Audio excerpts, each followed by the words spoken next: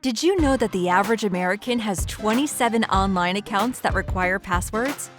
How are you supposed to keep so many accounts straight and, more importantly, secure?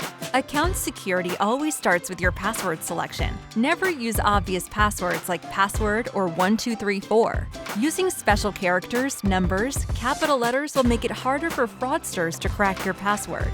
It's also a good rule of thumb not to use the same password for every account.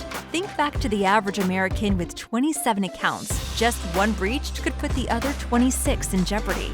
Another way to stay secure is to use two-factor authentication when available. This requires you to verify your identity 2 different ways to access an account.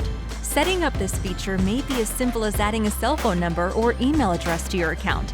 Each time you log in, you'll receive a unique code that you will need to enter to verify your identity.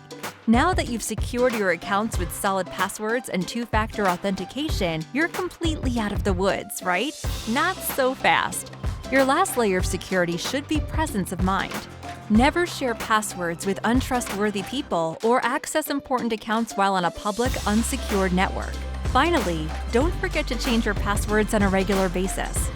To find out more about fraud protection, visit flcu.org.